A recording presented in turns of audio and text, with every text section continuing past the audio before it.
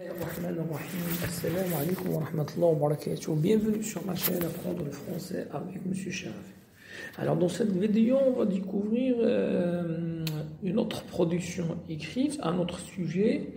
Et ce sujet il est souvent proposé à l'examen régional et même au contrôle continu. Alors arrêtons la violence contre nos professeurs. Un phénomène hideux et sordide s'est propagé dernièrement dans les établissements scolaires. C'est l'agression des professeurs par leurs propres élèves. Ce comportement barbare est condamné par tout le monde. Pourquoi ces comportements agressifs sont inadmissibles et pourquoi les élèves doivent manifester du respect vis-à-vis de leurs professeurs? Ça, c'est l'introduction.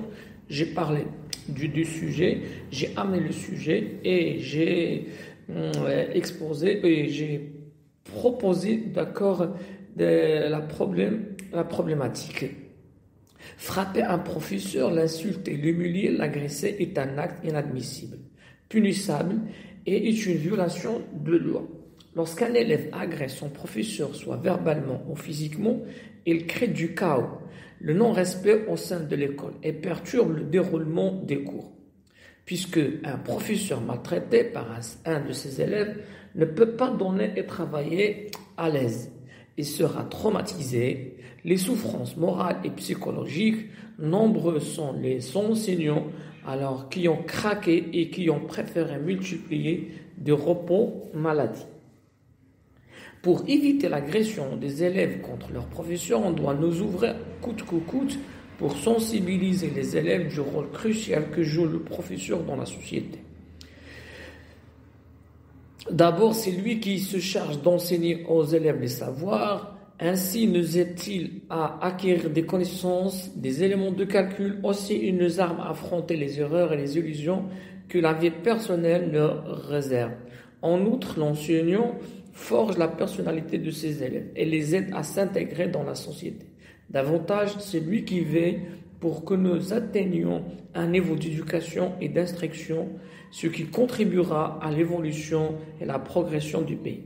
Par ailleurs, le professeur est l'exemple pour l'élève. Il éduque les enfants sur la patrie.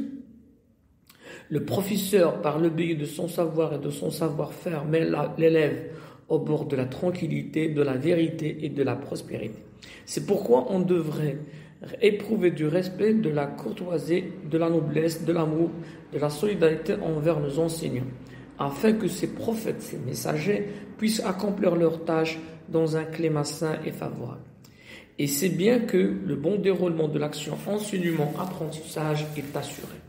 En un mot, il est temps de changer ces comportements qui nuisent à notre société et se comporter avec le professeur comme des saints en leur éprouvant du respect, de la vénération, puisque le professeur est tel un prophète, l'a dit le poète Ahmed Shawqi.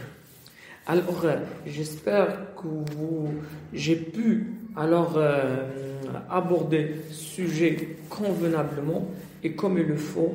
Alors, c'est un sujet souvent exposé au régional. C'est certains professeurs qui étaient maltraités ou bien violentés par leurs propres élèves. Alors, comme vous voyez, ici, on doit adopter un plan, orienté, et c'était orienté dans le sujet. Ils ont demandé aux élèves de condamner cet acte de violence contre les professeurs. En deuxième lieu, les bienfaits du professeur et en fin de compte, sensibiliser la société de ce phénomène qui nuit à l'action enseignement-apprentissage. Et c'est ainsi que s'achève cette vidéo. À la prochaine, Inch'Allah.